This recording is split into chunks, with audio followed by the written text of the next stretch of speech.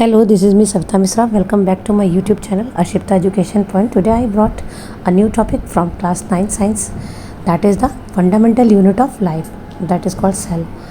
तो स्टार्ट करते हैं सबसे पहले जो है इस चैप्टर में इंट्रोडक्शन से। तो सबसे पहले बात करते हैं सेल की। What is the cell? Cell होता क्या है? तो सेल जो है उसे हम क्या कहते हैं? हम उसे कहते हैं स्ट्रक्चरल, फंक्शनल और biological unit of living beings. क्यों? क्योंकि जो सेल होता है, जितने भी लिविंग बींग्स हैं वो किसके बने हुए हैं? वो सेल के बने हुए हैं। ठीक है। सेल जो है सेकेंड थिंग, जो एंटायर फंक्शनिंग होती है किसी भी लिविंग ऑर्गेनिज्म की, वो जो है स्टार्ट होती है किससे? बेसिक यूनिट ऑफ सेल से। इसीलिए हम सेल को क्या कहते हैं? हम सेल को कहते हैं कि ये फंडामेंटल यूनिट ऑफ लाइफ है। इस तरह का एक क्वेश्चन जो है एनसीईआरटी में गिवन है कि why cell is called fundamental unit of life, तो उसका आंसर यहीं से है। इसके बाद है कि जो सेल है वो कैन रिप्लिकेट इटसेल्फ, यानी कि जो एक सेल है वो डिवाइड होकर दो सेल में चेंज हो सकता है, फिर और नया सेल इसी तरह से ऐड कर सकता है। इसी वजह से जो है हम सेल को क्या कहते हैं? हम इसे बिल्डिंग ब्लॉक्स ऑफ लाइफ भी कहते हैं। सेल होते हैं, सेल क्या करते हैं? सेल कंबाइंड होते हैं, कंबाइंड होकर वो एक टिश्यू बना देते हैं, टिश्यू कंबाइंड होकर ऑर्गन, और इसी तरह से ऑर्गन कंबाइंड होकर ऑर्गन सिस्टम बना देते हैं। और ये ऑर्गन सिस्टम जब कंबाइंड होते हैं तो एक लिविंग बींग्स बन जाता है।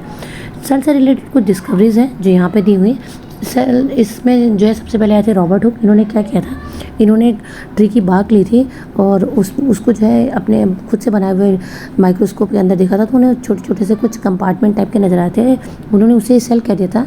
इसको लैटिन भाषा में कहते हैं स्मॉल रूम्स, है ना। इन्होंने जो सेल देखे थे, जो डिस्कवर किए थे, वो डेड सेल थे। उसके बाद आए थे ल्यूवेनहुक। इन्होंने जो है फर्स्ट टाइम जो है लाइव सेल देखे थे, और इन्होंने ये जो सेल देखे थे किसी पॉन्ड के अंदर देखे थे, पॉन्ड के वाटर में। उसके बाद आए थे रॉबर्ट ब्राउन। इन्होंने जो बताया कि जो सेल होते हैं, हर सेल में जो है एक न्यूक्लियस होता है। इसके बाद है पुरकेंजी।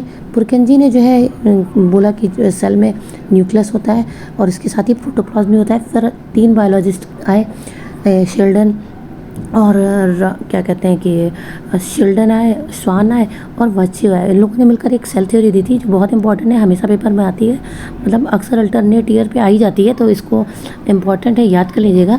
सेल थ्योरी क्या है? इन्होंने कहा कि जितने भी लिविंग ऑर्गेनिज्म होते हैं वो किसके बने होते हैं? वो सेल के बने होते हैं। और जितने भी लिविंग ऑर्गेनिज्म होंगे वो बने होंगे या तो एक सेल के, या तो एक सेल से ज़्यादा सेल के होंगे। और जितने भी सेल होंगे वो अराइज होंगे किससे? किसी न किसी प्री एग्जिस्टिंग सेल से ही होंगे, है ना। और ये जो किसकी प्रोसेस होते हैं? By through the process of cell division, यानी कि कोई भी सेल वो डिवाइड होगा और डिवाइड होकर क्या करेगा? एक नया सेल बना देगा। तो ये सेल थ्योरी है। ये 3 पॉइंट तीनों बायोलॉजिस्ट ने दिए थे, बहुत इंपॉर्टेंट है, इनको अच्छे से लर्न कर लीजिएगा। इसके बाद बात आती है कि जो सेल थ्योरी के बाद आती है बात सेल की, तो सेल क्या होता है? सेल के साइज़ भी अलग होते हैं, नंबर भी अलग होते हैं और शेप्स भी। नंबर कहने का मतलब है कि कुछ जो है ऑर्गेनिज्म होते हैं वो एक सेल से बने होते हैं, कुछ जो है मल्टी सेलुलर होते हैं। तो पहले अगर हम सेल के साइज़ की बात करेंगे, पहले सबसे पहले नंबर की बात कर लेते हैं। तो जो भी ऑर्गेनिज्म होंगे अगर वो एक सिंगल सेल से बने हैं, है ना, केवल एक सिंगल को क्या कहते हैं? यूनिट। जो यूनिट सेल से बने हैं ऐसे ऑर्गेनिज्म को हम क्या कहेंगे? यूनिसेलुलर ऑर्गेनिज्म कहते हैं। ये जो ऑर्गेनिज्म होंगे ये सिंगल सेल के बने होंगे। इनमें जो है बैक्टीरिया आ सकता है, और इसमें जो है क्या कहते हैं कि अमीबा भी इसी में गया, प्रोटोजोआ, है ना। ये सारे जो हैं किसके? यूनिसेलुलर ऑर्गेनिज्म के एग्जांपल्स हैं। इसी तरह से कुछ ऑर्गेनिज्म होते हैं जो एक से ज़्यादा सेल के बने होते हैं, है ना। तो ये ज़्यादा सेल के बने होते हैं, इसलिए हम इनको क्या कहते हैं? मल्टी सेलुलर ऑर्गेनिज्म कहते हैं, है ना। मल्टी का मतलब होता है मैनी। तो ऐसे ऑर्गेनिज्म जिसमें बहुत सारे सेल होते हैं उन्हें हम क्या कहते हैं? मल्टी सेलुलर ऑर्गेनिज्म कहते हैं। इसमें एनिमल्स आ सकते हैं, है ना, ह्यूमन बींग्स आ सकते हैं, प्लांट आ सकते हैं, कई ऐसी चीज़ें आ सकती हैं जो एक से ज़्यादा सेल की बनी होती हैं। तो यूनिसेलुलर और मल्टी सेलुलर आपको समझ में आ गया? ये बहुत इंपॉर्टेंट टर्म है, आप इसको कर लेना। मल्टी सेलुलर और यूनिसेलुलर के बाद आती है सेल डिफरेंट साइज शेप के होते हैं। तो जैसे कि हमारे बोन सेल हैं, ब्लड सेल है, या नर्व सेल्स हैं, है ना, मस्कुलर सेल्स हैं, मसल सेल्स हैं, ओवम है, स्पर्म है।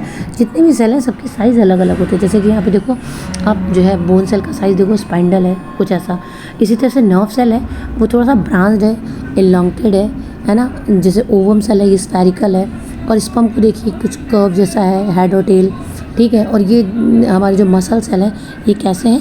ये एकदम जो है फिंगर की तरह दिख रहा है। तो अलग अलग तरह के होते हैं सेल, और इनके फंक्शन भी अलग अलग होते हैं, है ना। तो ये अलग तरह के सेल अलग तरह का जो है फंक्शन करते हैं। फिर आते हैं सेल साइज़ पे।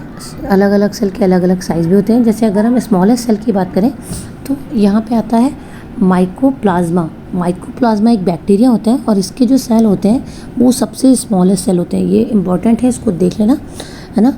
तो जो सबसे स्मॉलेस्ट सेल होता है वो किसका होता है? माइकोप्लाज्मा, एक बैक्टीरिया उसके सेल होते हैं। और अगर हम लार्जेस्ट सेल की बात करें तो लार्जेस्ट सेल जो होता है वो किसका होता है? ऑस्ट्रिच का एग। तो चूँकि ऑस्ट्रिच का जो है सबसे बड़ा एग होता है और एग क्या है? एक सिंगल सेल है, तो हम लोग जो है लार्जेस्ट सेल में किसको ले लेते हैं? ऑस्ट्रिच के एग को। तो स्मॉलेस्ट सेल हो गया हमारा माइकोप्लाज्मा और लार्जेस्ट सेल हो गया हमारा ऑस्ट्रिच एग। इसके बाद आती है सेल। ये जो सेल बने हैं इसमें ये सेल है ना, सेल किसका बनाता है? तो सेल के अंदर भी बहुत सारे कंपोनेंट्स पाए जाते हैं। जैसे इसमें पाया जाता है प्लाज्मा मेम्ब्रेन, है ना, फिर उसके बाद सेल वॉल है, न्यूक्लियस है, साइटोप्लाज्म है, फिर सेल ऑर्गेनल्स हैं। तो ये सारी चीज़ें किसके अंदर होती हैं? एक सेल के अंदर होती हैं। तो सबसे पहले वैसे तो हम इस पूरे चैप्टर में ये सारी चीज़ें जो है एकदम क्या कहते हैं एक्सप्लेन करके पढ़ने ही वाले हैं, क्योंकि ये चैप्टर पूरा इन्हीं पे बेस्ड है। ये जो कंपोनेंट ऑफ सेल है वो बहुत इंपॉर्टेंट पार्ट है, तो सारे लाइन वाइज आएंगे ही, तो इनको हम एक एक करके पढ़ते चलेंगे। अगर हम जैसे इसमें जो गिवन है, अगर इस स्लाइड को जैसे आपको अगर ना रिवीजन करना हो तो आप एक बार इस स्लाइड को देख लेना। तो इसमें जो कुछ इंपॉर्टेंट पॉइंट्स दिए हुए हैं ना, उससे आप क्या कर सकते हो? आप उससे रिवीजन कर सकते हो एक बार, है ना, कि जो भी है। तो एक बार रिवीजन के टाइम पे आप इस स्लाइड को देख लेना। तो इसमें जैसे प्लाज्मा मेम्ब्रेन दी, तो प्लाज्मा मेम्ब्रेन होती क्या है? प्लाज्मा मेम्ब्रेन सबसे आउटर कवर होती है ना, इसको हम लोग सेल मेम्ब्रेन भी कहते हैं। इसी तरह से सेल वॉल है। सेल वॉल जो है एकदम ही आउटर कवर होती है, जो प्लाज्मा मेम्ब्रेन के भी बाहर होती है ना। और ये क्या होती है? बहुत रिजिड होती है, सख्त होती है, और ये क्या करती है? पेड़ों को स्ट्रेंथ देती है और स्ट्रक्चर देती है। ठीक है, सेल वॉल वैसे भी आपको पता ही है कि जो है प्लांट सेल में ही पाई जाती है। इसके बाद न्यूक्लियस की बात आती है कि न्यूक्लियस क्या है? न्यूक्लियस तो ब्रेन होता है सेल का, और जो है हर सेल में एक न्यूक्लियस होता ही होता है। ठीक है, इसके बाद जो है साइटोप्लाज्म की बात करेंगे तो एक सेल के अंदर plasma membrane, cell wall, nucleus के अलावा जो अंदर एक फूड होता है जिसको हम कहते हैं साइटोप्लाज्म।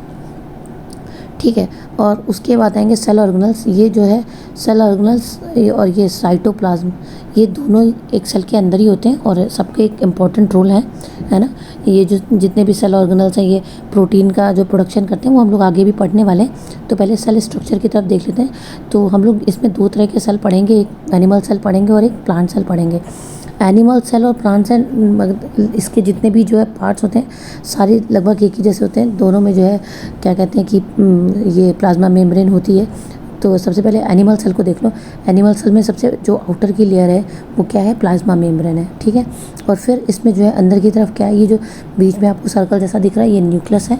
ठीक है, न्यूक्लियस के साइड में एक लगी हुई मेम्ब्रेन है जिसको हम न्यूक्लियस मेम्ब्रेन कहते हैं। ठीक है, फिर इसमें एक ग्रीन कलर की जो आप देख रहे हो लिक्विड है वो साइटोप्लाज्म है। इसमें ये जो ब्राउन कलर के डॉट लगे हैं वो लाइसोसोम्स हैं, है ना। फिर ये सैक जैसे ये आप इसमें स्ट्रक्चर्स देख रहे हो, ये गोल्जी अपरेटस है।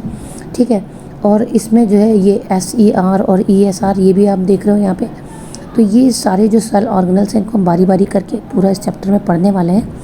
लेकिन अभी आपको क्या करना है कि ये जो एनिमल सेल का पिक्चर है इसकी जो लेबलिंग है आप इसको अच्छे से याद कर लो, क्योंकि सेल तो ड्रॉप कर नहीं पाओगे और वैसे आता भी नहीं है, इसके सिर्फ नाम लिखने के लिए आते हैं। लेवल डायग्राम दिया होता है उसमें आपको जो लेबलिंग करनी होती है, तो आप इसके लेवल जो है अच्छे से कर लेना। बाद नेक्स्ट है ये प्लांट सेल है। प्लांट सेल भी उसी तरह से, बस प्लांट सेल में क्या है, इसमें एक जो वैक्यूल होता है एक्स्ट्रा है।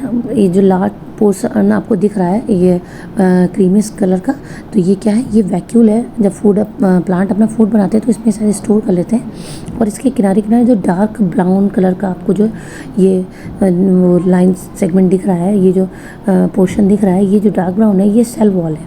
ठीक है, जिसकी वजह से ये प्लांट सेल क्या होता है, जो है प्लांट सेल सेफ रहता है ना।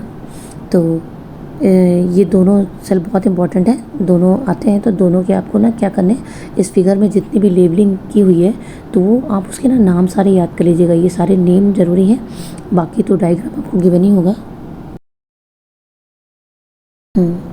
तो ये सेल के बाद हम लोग वापस आ जाते हैं। हम लोग प्लाज्मा मेम्ब्रेन में थे सेल के अंदर।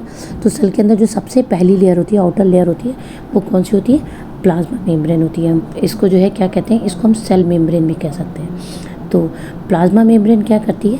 ये जो है इसको हम सेलेक्टिवली प्रीमेबल मेम्ब्रेन भी कहते हैं। ऐसा क्यों कहते हैं? क्योंकि ये कुछ सेलेक्टिव चीज़ों को ही जो है अलाउ करती है एंट्री और एग्जिस्ट जो है मेम्ब्रेन के वो सेल के अंदर आने जाने के लिए, और ये प्रिवेंट करती है मूवमेंट ऑफ सम मटेरियल। जैसे ये नहीं कि जो है जैसे वाटर है, ऑक्सीजन है, इसकी अगर नीड होती है तो ये इसको अंदर आने भी देती है, इसको बाहर जाने भी देती है, लेकिन ये बाकी कोई मटेरियल जो सेल के लिए इम्पॉर्टेंट है तो उसको बाहर जाने से रोकती भी है। इसमें ये डिफ्यूज़न, सब्सटेंस का डिफ्यूज़न, जैसे कार्बन डाइऑक्साइड या ऑक्सीजन, इनका डिफ्यूज़न भी अलाउ करती है। तो ये रेगुलेट करती है मूवमेंट को भी सब्सटेंस के, जो भी सेल के अंदर बाहर जाते हैं, है ना। इस तरह से प्लाज्मा मेम्ब्रेन होती है, ये जो है सेलेक्टिव मेम्ब्रेन होती है, और ये बहुत इंपॉर्टेंट होती है। आपसे फिर मिलूंगी, तब तक के लिए बाय बाय। वीडियो पसंद आए तो लाइक करना, सब्सक्राइब करना। Till then bye.